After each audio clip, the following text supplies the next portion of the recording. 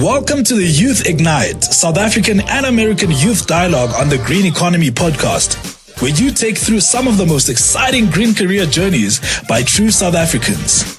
We follow their highs and lows and follow their failures and triumphs, as well as tips and advice on how they got to where they are today, helping you prepare for your most meaningful career in the green economy. You will also get to explore American case studies and what we can learn from these to apply to our uniquely beautiful South Africa. Join us. Welcome to this episode of the Youth Ignite South African and American Youth Dialogue on the Green Economy. Today's guest is Mr. Helmut Hertzog, General Manager at SAREBI, the South African Renewable Energy Business Incubator. Helmut has over 2 decades of business and strategy development experience and has a diverse background, which we'll be talking about more today. Welcome, Helmut, and thank you so much for being with us today. Hi, thank you. Thank you for inviting me. It's a pleasure. Wonderful. Thank you. So, Helmut, I'll start off really very generally. If you could introduce yourself and tell us really who is Helmut and what is your backstory? Where do you come from? And just tell us a bit about yourself. Sure. Thank you. So I grew up in Pretoria. I went to the University of Pretoria, to high school there, University of Pretoria, where I studied a BCom and a BCom honors. And then at some point in my life, I had, I suppose, a lucky break. I had an opportunity to go to the US for about 6 months to go and work a little bit there. And that turned into almost a 6-year stint. So I eventually came back to South Africa at some point, specifically with the aim to continue my studies. That was around right at the early 2000s. I then went to UCT to do a master's degree in business administration. And for various interesting reasons, up until that point, I have never been exposed to the energy sector whatsoever. But during the time that I spent in South Africa and in the US, I was exposed to many different industries and had the opportunity to assist a number of people to either fix broken businesses or start new businesses. So during that time, I got exposure to the sporting goods industry, the petroleum retail industry, the restaurant industry, where I started and ran 3 different restaurants on behalf of a group of a franchise chain, being exposed to motorcar racing, you name it. So a very, very wide background in business in general. And then after completing the master's degree at UCT, for good reason. At that point in time, the upcoming renewable energy bidding process was being mooted, and people were talking about various different ways of how it could work, looking at the sort of the international, the European models of selling or bidding or discounting or government support systems for renewables. That was in 2002, 2003, and we decided to focus our thesis on different ways that financing might play a role in bringing this large movement to renewables about.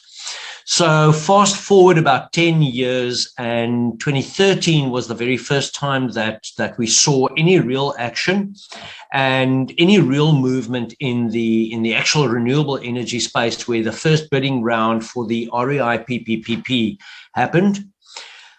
And in that time between 2002 2003, I have been quite involved in a different sector, which isn't really mainstream renewables. I bought and ran a business that manufactures solar water heaters.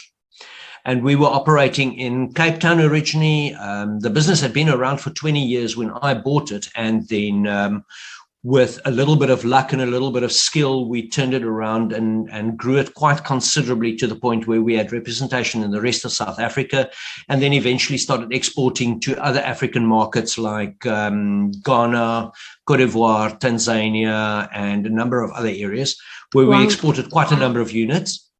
And then in 2012, for various reasons, I decided that there's other more interesting things to do. So we closed the business down and I focused a little bit more on, I suppose, in the broader space, in some of the other IT, some of the other renewables. And then at some point, 2015, I was asked to come and head up the Incubator, having a fairly broad technical energy knowledge, as well as experience with running a bunch of different businesses, growing small SMMEs and smaller businesses. And I've been involved in that space ever since. Gosh, that does sound very interesting. Thank you. And it's very evident, your broad background. And I think that is definitely a strength when it comes to running an incubator, where you've been exposed to so many diverse sets of problems in your work history that you can actually work with other entrepreneurs and almost preempt the problems that they may be facing. Absolutely. And I think that is very, very important. Something that we do need to realize, in your incubation or your enterprise development entrepreneur support system, it is critically important to be speaking off the same level, or at least having a strong exposure to having run sizable businesses of various different types and formats, so that you actually understand their pain. Because it's one thing to have an education in business and have a theoretical knowledge of how you run a manufacturing business, or the kind of things that go wrong in a manufacturing business versus an installation business versus a customer service type of business, and all of those operational challenges that you face. Whereas if you've been there and you've been boots on the ground, your appreciation for the challenges that the entrepreneurs face is, first of all, is completely different. And you will have more than likely faced some of those challenges, so you're in a better position to give tangible advice. Absolutely. Wow. Okay, so that's a lovely and diverse background. But I think maybe to now pare it down into specifically what you do at SAREBI and the kind of projects that you're working on, maybe you can tell us a little bit more about your job at SAREBI at the moment and what it entails. Right, so I'm the general manager, which means I am in charge of just about everything else, the generalist. As a general manager, and our structure is such that there isn't a CEO or an executive director, so I'm playing in that space. I am responsible, first of all, internally to our own business for sales, sustainability, all of the internal operational issues, all of the internal human resources, all of that. So I have a direct hand in developing our own internal business plan, business model, business plan, strategy, our sales, our marketing, executing all of that, ensuring that we have sufficient hands on deck, a competent team that can support the entrepreneurs, and ensuring that there is good governance, because we're a non-profit organization. And as much as I say non-profit, we're really a social enterprise. We strive to not make a profit, but also not make a loss. And that means that we've got a fairly strong and a big exposure to the requirement for governance, because we do work with public funds, private funds, corporate funds, various different sources of funds that are geared towards or or destined towards supporting entrepreneurs and the work we do for them. And that is all internal, and needless to say, there's quite a heavy focus on ensuring that we build the internal processes and procedures to align with international best practice, international standards around what it means to run an incubator or a business support consultancy.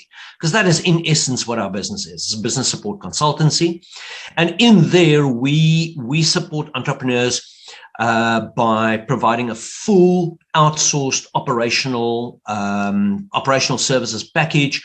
We support them with accounting, bookkeeping, finance, marketing, human resources, industrial relations, and very importantly, back-end IT, because we've realized that so many companies or nascent growing companies often are stymied because they don't have access to the capital or the knowledge to implement supporting IT infrastructure.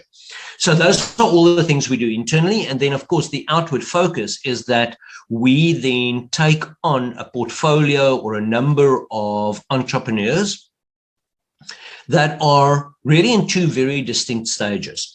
On the one end, we work with very, very early stage ideators, people who's got a brilliant idea but don't know how to actually put that into a business. There we support them through a training process. We offer a series of training workshops, which are workshops that's really very hands-on, very practical, small group, peer learning workshops, usually not more than about 5 to 10 people in a group, and we physically work through a process of taking an idea into a value proposition, and from a value proposition into a business model, and then from a business model to scaling that or to validating the business model through financial analysis or through feasibility analysis, feasibility testing, various different things. And that is what we call our incubation program, very focused on very early stage pre-revenue entrepreneurs. And we're not focused purely on renewable energy. We work really in the broader sustainability, broader green tech sector. So as much as our name talks about renewables, you know, there are very many technologies in the renewable energy value chain that really pre-excludes work opportunities for SMMEs, and we can discuss that in just a moment. And then on the other hand, we work in our acceleration program. We work with existing trading entrepreneurs that's been at revenue already, ideally sort of at above 160,000 Rand a month in turnover, that operate somewhere in the green tech space. That could be energy efficiency, could be energy generation, could be solar thermal, could be installation of PV panels, embedded generation, could be waste recycling, waste upcycling, composting, sustainable agriculture, sustainable water harvesting. There's a variety of different technologies that we work with, and we've got entrepreneurs in quite a number of different sort of disciplines or technologies that we support. And there is where we do the full outsource processing. So we support them by providing an accounting service. We provide a payroll management service, human resources, industrial relations, and as I mentioned, quite specifically, a fairly strong information technology or digital technology enablement to help entrepreneurs grow their businesses exponentially. And I manage the entire overall process, and very often get my hands dirty directly with mentoring, coaching, and lecturing on some of the courses as well. Wow, that sounds amazing. And again, also another testament to how broad your expertise is working in this kind of space. So you're bringing together renewable energy, business development, kind of operations of a business as well. So there are very many facets to this. And it's so interesting because many people that I interview are specialists. So they stick to kind of a narrow field and they know a lot about that. But you realize that as you're going through your career, sometimes you can specialize and other times you need to be a generalist, and it just depends on where you need to focus. So I Absolutely. think, great. So in terms of this renewable energy value chain, where would you say are some of the best opportunities in terms of businesses and jobs for people to start exploiting or accessing, especially in South Africa? And then what are the kinds of skills that people need in order to get into this field? So I think there's very often, let me say this as a starter, very often there is a misnomer that because it's renewable energy, it's easy, and you very often hear it's only 12 volts, so don't worry, it's not dangerous. What people don't realize is that electricity is electricity and water is hot water is hot water. They are both dangerous. So there are a number of different ways of slicing this cake. One could say that you look at energy generation or energy efficiency. That I think is sort of one of the more natural broad splits around this. And then in terms of the technologies inside or inherent to that, there are certain businesses that really automatically preclude business opportunities for small and medium enterprises.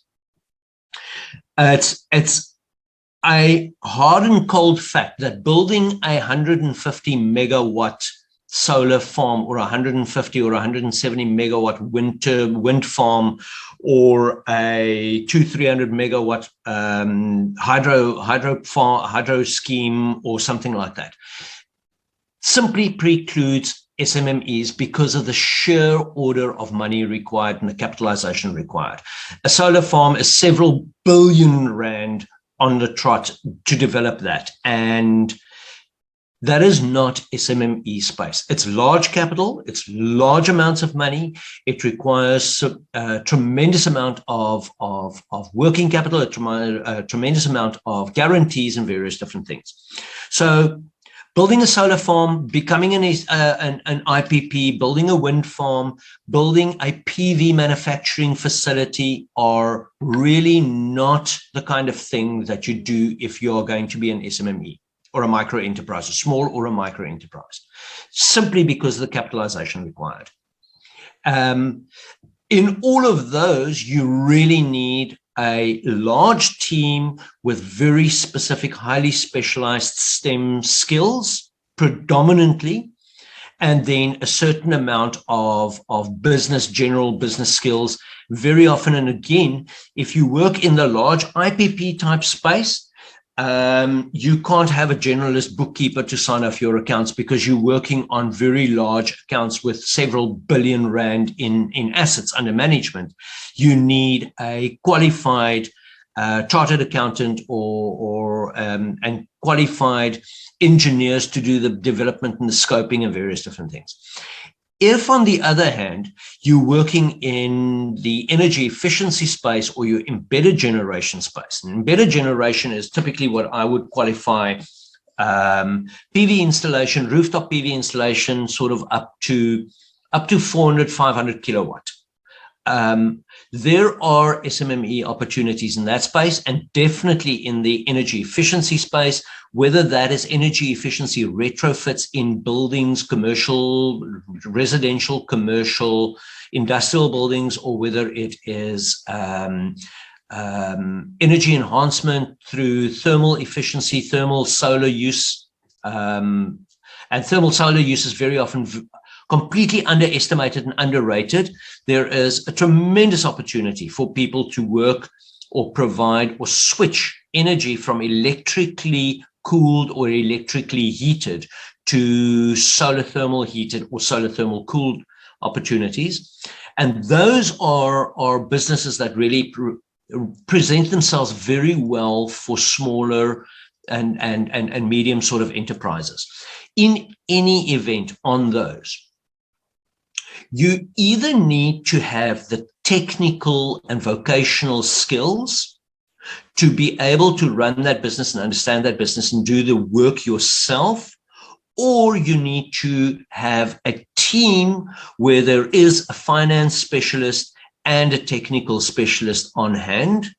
And we very often find that you might have a generalist that is looking to play there, but does not have a technologist or an engineer, an electrician, a chemical engineer, a senior plumbing specialist, or somebody on the management team or on board, and trying to run a business in that space. And that is I think where a lot of people make a mistake. I, for instance, was running a solar water heating business, but I'm not a plumber, and I knew full well that I always have to have senior plumbing staff on my management team and on my senior team to run the operational side of the business, and specifically to be able to sign off on our installations. So if you're going to look at a career or a business opportunity in renewables and or clean tech, you need to understand that if you yourself do not come from a technology background and you don't have a technology education, you will need to ensure that somewhere very early on in your planning, you have the right skill set, diversified skill set on your team. And that means that you don't just need engineers and electricians and plumbers. You also need what I refer to myself as a bean counter, or accountants or generalists to complement the entire team. But a person that comes from a business background with no technology background will have to ensure that they get the technology background or technology members on the team in order to properly staff that business. Okay, fantastic. Thank you for that insight. I think it's nice to see the balance that you really need to have people who can have an overview, and then people that can focus on specific problem solving, specific concept generation, and then kind of management of very specific processes. So out of that, what would you say are some of the most important technical skills to have if you're going into renewables? I know it's quite a broad area because it also fits under climate change. There are a lot of people who have a climate change qualification who then go into renewables to some extent or another. Where would you say there's key skills that are required to really succeed in this space as a technical person or specialist, as well as a generalist? I know you've mentioned in terms of accountants having that specialist area, but I mean, I want to kind of see a full picture of how do we bring this to scale, this renewable energy sector? I think for me, you've got to be very specific about what it is you're going to do. What business, what technology, where do you play? Coming from an incubator perspective, we very often work with early stage ideators that might have a novel or a repeat idea and not appreciate the importance of being very specific and technology specific or topic specific, if you want to call it, and tend to want to generalize everything across the board. So if you're going to focus on embedded generation, that is an electrical field. It's energy generation, it's electrical.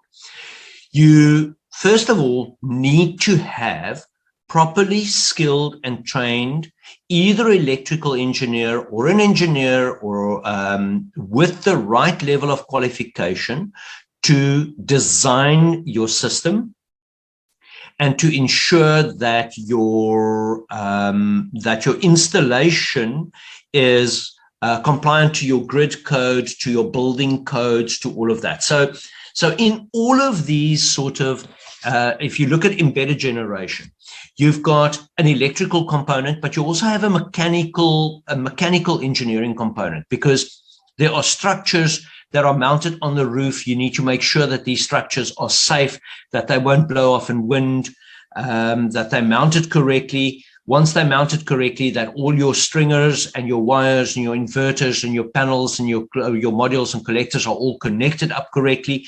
And then you need to still do your interconnection directly back into your main electrical grid.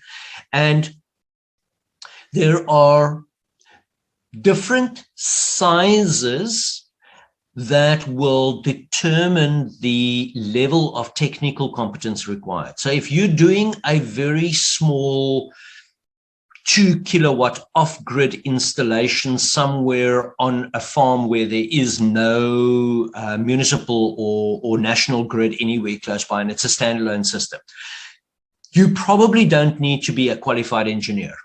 Probably a skilled, trained PV installer would work.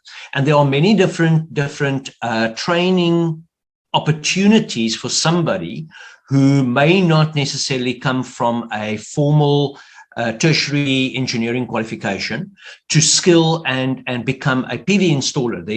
There are several different courses, and there are accreditations like the Green Card and the QPRS, and there's a German qualification standard in South Africa available as well. So there's at least 3 or 4 of those that you can follow, and you might come from without a formal tertiary qualification into a technical or a vocational training space. You might come from a vocational electrical qualification and enhance your skill in the installation space by certifying as a Green Card or as a QPRS certified PV installer. But you do need to recognize that there are certain limitations, and that at some point the scale and size of the installation might preclude you from signing off on that, and that you would then need to get a different skill set. And most of those would, by default, come from your STEM educational spaces. Similarly, if you work in, or you run a business or work in call it the solar thermal space, if you do a regular 150, 200, 300, 400 liter installation on a domestic household, a plumbing qualification is sufficient. Usually there's a requirement, and from a legislative perspective, there might be a requirement that you are a solar qualified plumber. That means that you've got your plumbing qualification from your technical vocational school, but you've done the extra solar module, and that you sign off. And those, again, are available from a number of different organizations. And you don't need to have a formal university degree to be able to install solar water heaters on a domestic space. But if you're going to start playing in a industrial space and you are looking at installing, let's say, a 10,000, 30,000, 40,000 liter boiler in a industrial process that has to switch into other industrial processes, they will more than likely, your customer will more than likely require of you to have a formal tertiary qualification in the engineering sector, probably a mechanical or a similar sort of engineering qualification. So I think the important thing here is to understand that horses for courses. If you want to run a business, do work, get a job in the clean tech sector, clean energy space, the size or order of work that you are involved in will determine the educational qualification or background required. And by and large, your domestic energy efficiency, energy generation space will allow you to work there or get the requisite qualification without necessarily following a formal 4-year engineering qualification plus or minus with a specialization of some sorts. But when you get into your industrial space and you want to lead the installation, then you would necessarily or be in a position to sign off on that installation. Then you would need a very different sort of a tertiary formal qualification for that. All right, that definitely makes a lot of sense. Thank you for that. And I think my next question is, in order to sign off, would you also need to have some kind of accreditation or registration with maybe the Engineering Council of South Africa, that kind of thing, so that you've got proven hours, etc.? Absolutely. Absolutely. So again, it all depends on the size of work or the size of the project that you're working on. You probably don't need an extra qualification to sign off on a 2,000 liter boiler in a relatively small industrial operation. But if you're going to be signing off on a call it a 500 kilowatt or a 1 megawatt PV plant, or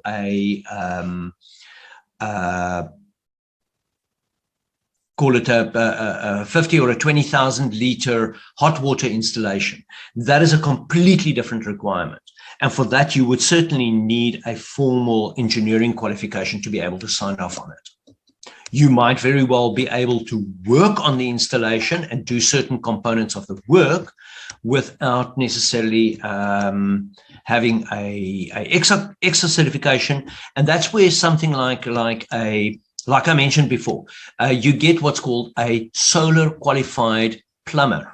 So somebody who's got a plumbing qualification from a vocational college that is solar qualified and is PIRB certified can sign off on a solar water heater up to a certain size.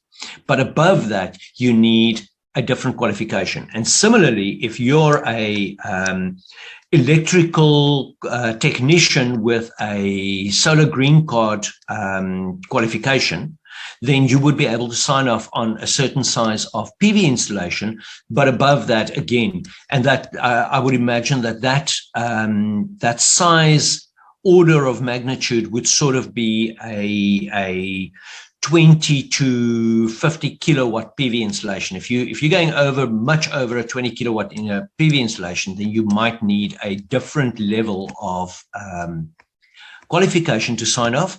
And again, another important component of that is it depends on PV specifically, or energy generation, whether you are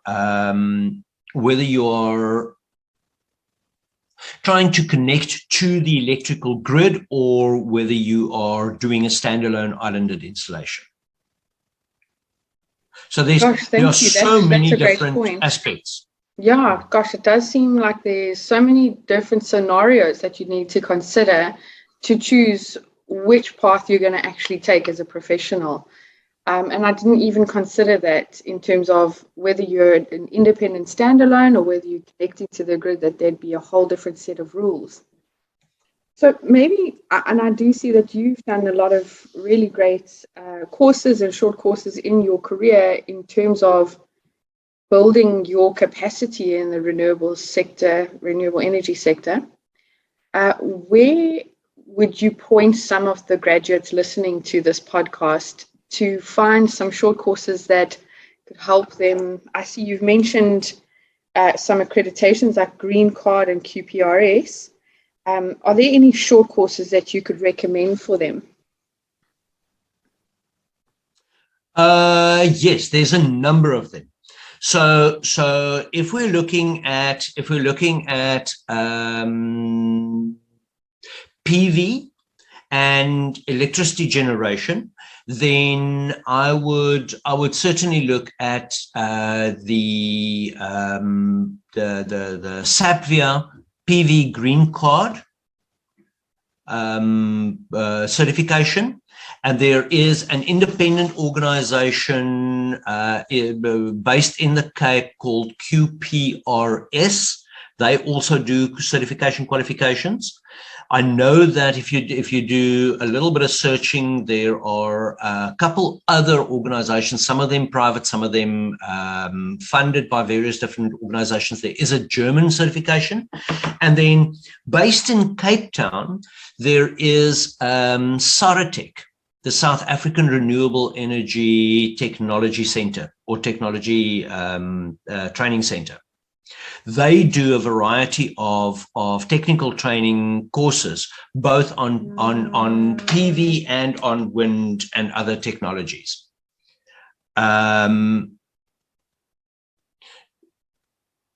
So on PV and or other wind technologies. So that's one part of it, and that is sort of your generation, your PV, wind, and those technology. In terms of certifying and doing your add-on short courses for solar thermal, you would certainly approach either IOPSA, which is the Institute of Plumbing in South Africa, or the PIRB, which is the Plumbing Industry Regulation Board. And then I have been quite fortunate and did the energy management, the European Energy Manager course at some point in my life, which is herein, and that is offered through the German consulate, incidentally. I don't know exactly how often it runs, but there are a variety of energy manager or energy auditor courses that you can do, offered by a variety of different organizations. So if you do an energy manager or energy auditor type of course, certified energy CEM type of course, then it allows you and it equips you from a generic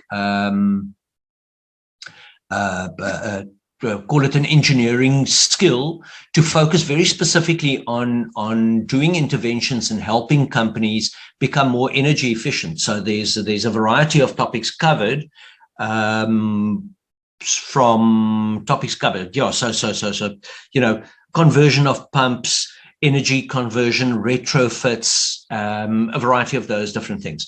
So there are, I would almost say, 2 or 3 very specific branches, and you need to be very specific. What is that branch you're looking for? Is it energy generation, as in photovoltaics? Is it energy efficiency or energy switching, as in solar thermal? And I completely forgot about the opportunity to look at energy switching for LPG gas. That also remains a very viable option for small business opportunities. If you are looking at assisting either small businesses, restaurants, households to use a gas boiler rather than an electric boiler or electric heater, that's an opportunity. And your Gas Association of South Africa then would be able to help advise where different courses are offered and when they're offered. So the general advices look very specifically at your local industry association. So there is SAPVIA, the South African PV Industry Association. There is IOPSA, the Plumbing Industry Association. PIRB. There is an organization called SESA, the Sustainable Energy Society of Southern Africa.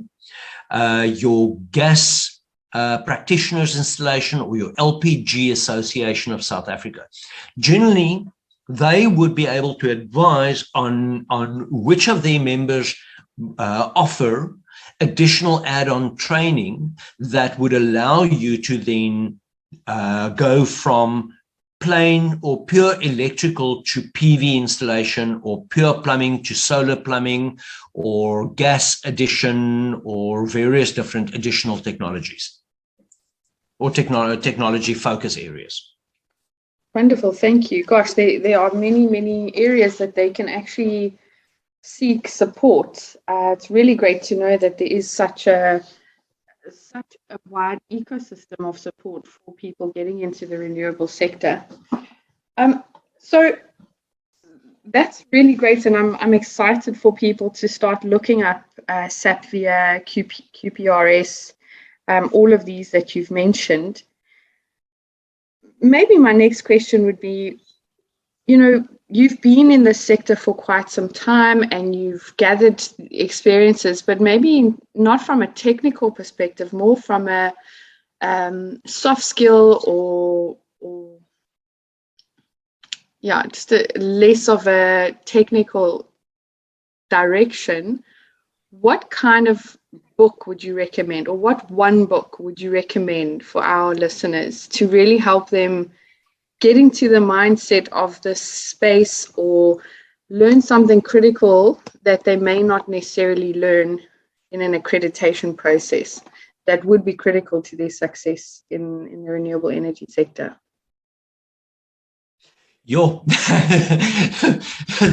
That's an unfair question.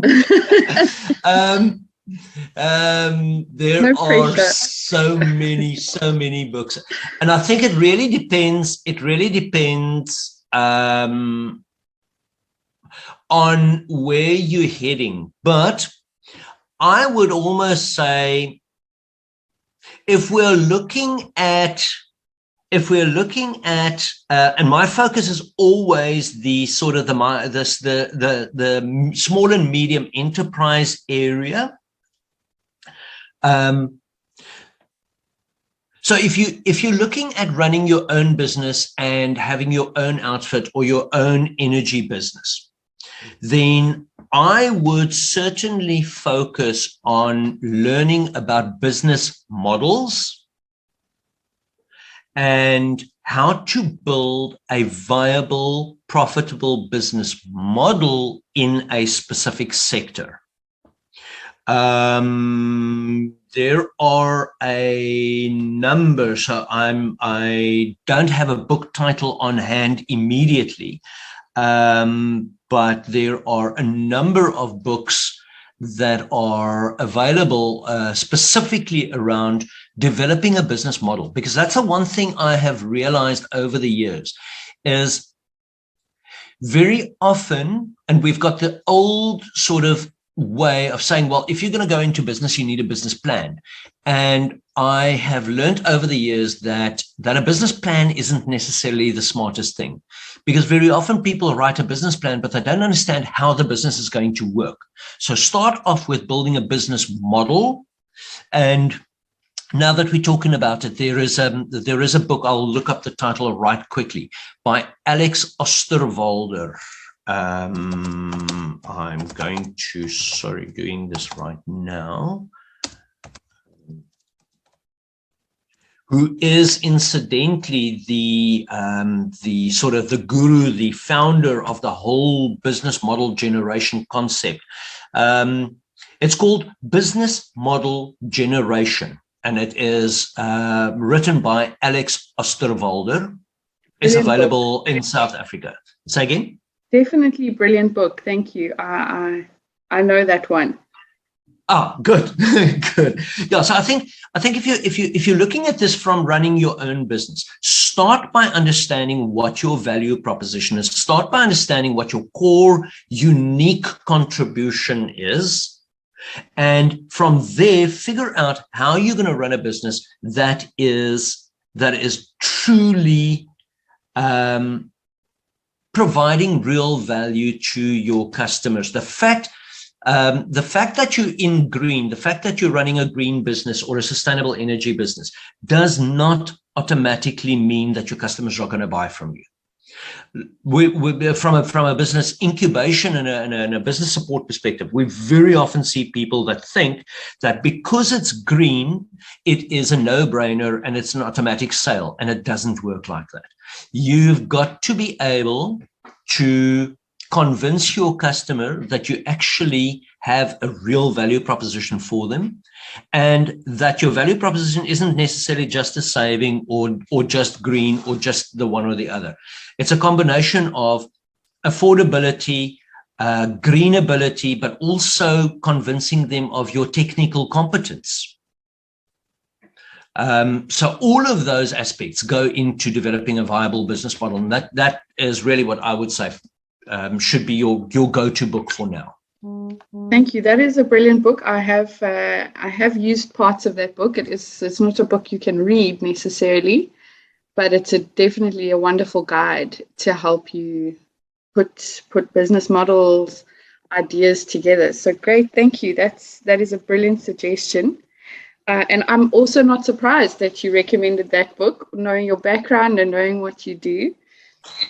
So Helmut, I think that really takes me to the next question is, do you obviously, you having worked in America and also having worked significantly in South Africa in the renewable energy sector, where would you say South Africa can learn from America, especially regarding our load shedding crisis, and how can we actually start to transition to green energy infrastructure?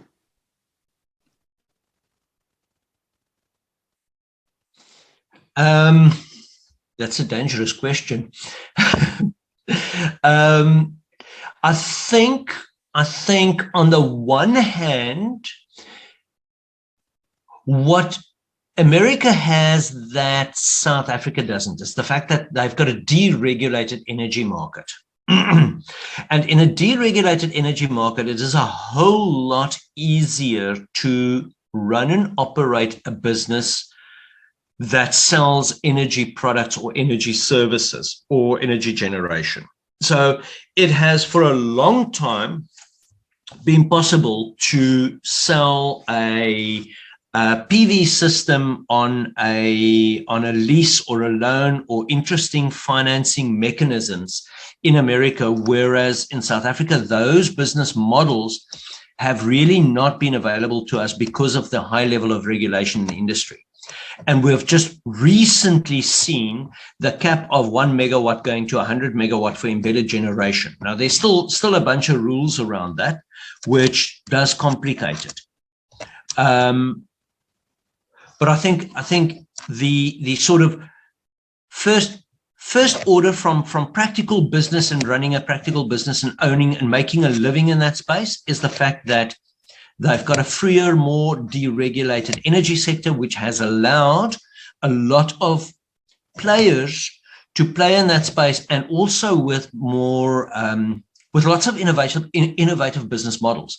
I was completely amazed when I got to the States in the very first instance, and you bought your water from one company and your gas from another company and your electricity from another company, and you've just signed up for one electrical company, and 2 months later, somebody comes and offers you a better price, and you say, okay, sure, I'll buy my electricity from you now. You know, whereas we're in South Africa used to having to buy from either your local municipality or Eskom. So that level of deregulation has really opened up the space for a lot of business innovation and created a lot of business opportunities. And I think that would sort of be my single biggest take-home or learning lesson around that. Wow, that's really great. So there's this kind of plethora of activity that can start to come about now, and you can start to see a lot more innovation, a lot more, maybe the word is, gosh, I always forget this word, kind of the democratization, I want to say, of energy production. Yeah, and it really has to do with deregulation. If we're sitting in South Africa, we're sitting with this notion that, and I mean that I'm not going to talk about why or any of that, because that becomes a complete different minefield. We have a single energy company that owns or used to own 100% of all of the generation capacity and 100% of all of the transmission and most of the distribution capacity in South Africa.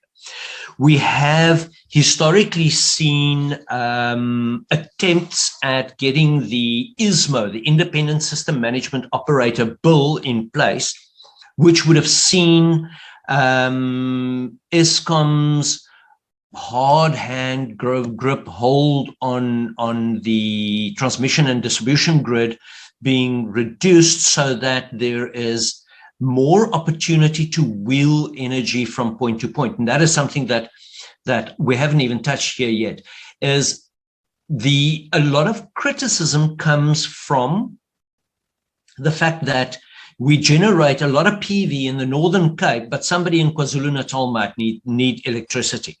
And unless you've got a way to wheel affordably and practically wheel that energy through your grid and use green certificates or a variety of different mechanisms to ensure that you have ways to generate electricity for one business, even though you might not necessarily be anywhere close to them, then it locks the market up, it locks the mechanism up. And as much as people will say, but there's nothing that prevents you from wheeling electricity on the Eskom grid, and we've rightfully seen a couple examples recently, it remains a very complex process. Whereas if you've got a sort of a deregulated sector, and hopefully we're going to see this happening with the breaking up of Eskom into 3 separate businesses. So there'll be a generation business, a transmission business, and a distribution business.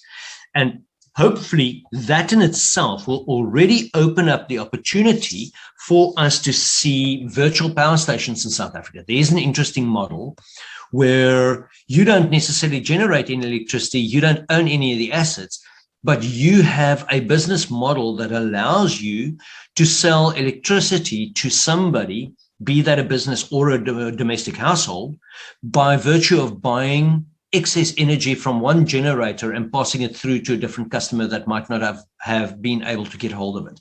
Those are some really interesting business models and opportunities that lay at the verge or at the end of our energy sector, but it requires more deregulation, more diversification, more market-managed approaches rather than a centralized government-managed approach.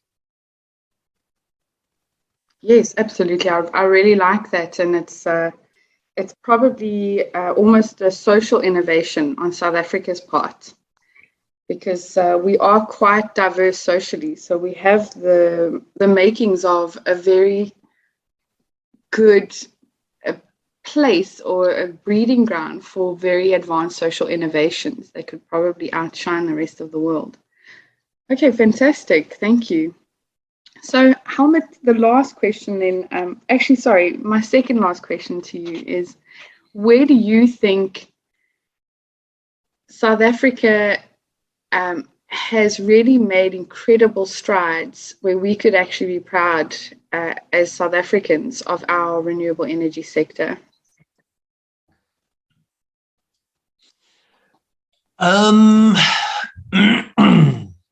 Depending on how you look at it, again, there's this sort of very big segregation between your large utility generation versus your smaller embedded generation space. And the utility generation process, the renewable energy industry public procurement program, the REIPPP, is very novel in its own way. It took quite a number of years, and I mentioned right in the beginning that I first got interested in renewables or energy sector in 2003, and it was only in 2013 that we really saw the first REIPP bidding project come to fruition. The implication of that is that it took a long time to develop the model, but the model is really innovative in that it has allowed private investment of several $100 billion into our energy sector without the South African government having to fund that. And as much as there are a lot of criticism, and you hear in the news that one day Eskom says that renewables are expensive and the next day somebody else says it's not expensive, and then you see Eskom saying that they're buying power from their own Medupi for only R1.26, and somebody says they sold PV for 36 cents. all of that becomes very confusing. It's very difficult to try and figure out what basis they're using for it.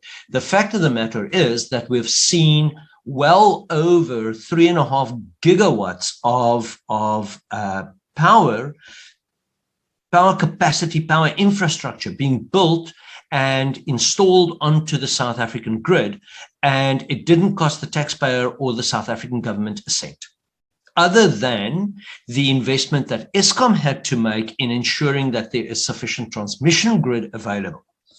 So that in itself is really and truly very innovative and absolutely amazing. There are quite a lot of other innovative processes, specifically if you look at your smaller embedded generation, in how we've managed to develop legislation and processes. And I think here the city of Cape Town should probably get the bulk of the kudos for this, because they were one of the first cities to really promote a well-defined and a well-managed grid feed-in process. I'm not saying the only, but one of the first. And we've seen quite a lot of innovation and collaboration with different stakeholders in developing a grid code to ensure that these embedded generation processes are safe, and very often much better controlled, much safer than some of our European or North American counterparts. That's really great news. It's good to see that there's actually space for innovation here and that governments are open to that as well. That's really lovely. So I think, Helmut, my last question to you is, thinking about what you've been through and also the people that you're working with, what they really, their challenges on a daily basis, what advice would you give someone who's looking to enter the renewable energy sector, maybe a newbie, someone who's just left university, or someone who's fairly early in their career? What kind of would you have wanted someone to tell you when you were starting out?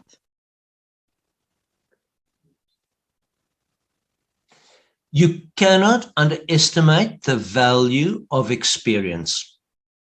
Again, we see that a lot. We get a lot of exposure to that, is where somebody is just finished studying. They've got either a technical qualification or an engineering qualification of some sorts, and they want to strike out and go into the sector on their own.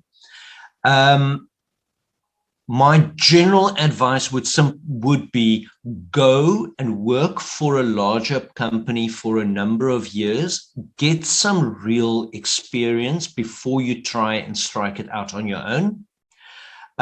If you've got the right qualification, I know that companies in the energy sector are certainly one of the few companies that are still hiring and hiring prolifically at this point in time.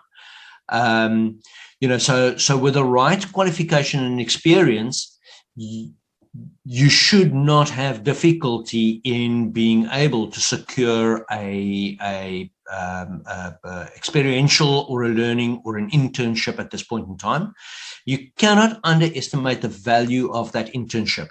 And I sometimes forget about the fact that I myself, way back when I left school, worked for several years as an intern while I was busy studying, working on a commerce degree, before I actually was able to really stand out on my own and sort of beat my own drum. So do not underestimate the value of practical hands-on experience, and it is incredibly difficult gaining that experience on your own profit and loss sheet, or very, very difficult and expensive to go and gain that experience on your own in the beginning, especially if it's on your own profit and loss sheet. Whereas if you're working with another company, depending, and again, there are so many different opportunities and chances here. But if you have the skills to go and work with a Mainstream, a Juvie, a Scartech, Felon, any of those O&M companies or project companies that play in the clean tech space and the renewable energy space at this point in time, you would be you would gain so much more from going there for a period of 2 or 3 years while you learn the ropes and while you learn all the different skills and different things, and then think about striking out on your own, whether that is in your own business or, in a maybe a more senior field or something like that. I love that. That's really sound advice. It's, I think, especially because we're working in the STEM space, it's not something you can just strike out on your own as soon as you've finished university. There's so many complex and dynamic relationships that you need to learn as you kind of, getting a job is really being paid to learn. And I think that's really great advice. So thank you for that. I've had many people say similar things, that some people even say you probably look at needing about 10 to 12 years experience before you really have sufficient experience to go out on your own. I absolutely concur with that. And we see that ourselves, that entrepreneurs with people, business owners / entrepreneurs who's got a good 10 years worth of solid working in the trenches, technical skills,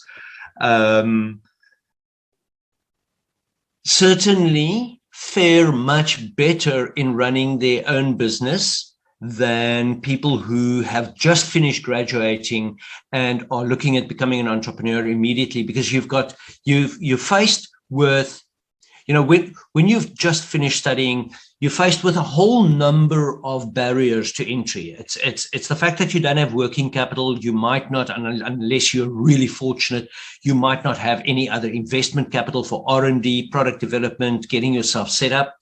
You don't have all the technical experience. You've got very little operational experience, and you, unless you're very lucky, probably don't have a lot of business experience. So now you're striking out and you want to become a businessman, and you want to become a technician, and you want to go and buy equipment and all of that. So the balance of barriers to entries for young people is large. It is really, really large. And therefore, it's important to make sure that you go and get some experience first and use that experience time to learn about the operations, the technology that you're working on. You come out of varsity, you've got an engineering qualification, or you come out of Technikon and you've got a technical qualification. But until you've been there and until you've been in a space where you realize what all can go wrong, and trust me, this is a space where things can go wrong. You're working with electricity, you're working with plumbing, you're working with hot water, you're working with energy, you're working with thermal energy, various different things. Things can go horribly wrong. Until you've been in the operations side and you realize much better what can go wrong, you're probably not properly equipped to actually go and run a business. And then from there, once you've got that experience and you've used that time to save up a little bit of money, because as much as you hear about grants and funds and business, and we need to become employers and we need to be entrepreneurs, if you don't have money to buy the equipment for your business or the working capital for your business, it's very, very difficult to get that unless you've got some savings money, or you've got a house and you can use your house as security for that, or some other form of assets or collateral. So absolutely, a bit of experience and give it a bit of time, and that also gives you time to understand where the opportunities in the market might be better suited. Yeah, absolutely. And it, I think, takes that pressure off as well, to really give you that freedom to grow and learn. And I think, to add to what you're saying, I see it as well in many of the other subsectors of the green economy that I'm working in. You need to build a track record. Those 10 years are really there helping you get your track record going, helping you build a solid network of people who trust and believe in what you are capable of, and also building awareness of the context that you're playing in. And you've alluded to that. You've mentioned a lot about that, and understanding and being able to solve problems that are really there, not imagined problems. But essentially, I think you got to just earn your salts. It's just the end of the day. Absolutely. I forgot. I didn't mention this. I sort of forgot to say this, but it is again something we see so often. We work with ideators, young aspirant entrepreneurs. They've got all the technical skills to start a PV installation business or a thermal installation business. But making the decision where for them to play, this is why I put that emphasis around your value proposition and business model, because you've got these very specific markets. You've got sort of the domestic market versus the industrial market. And what very often happens is if you've got no portfolio of evidence, you don't have that history behind you, you might be able to convince a homeowner to buy from you.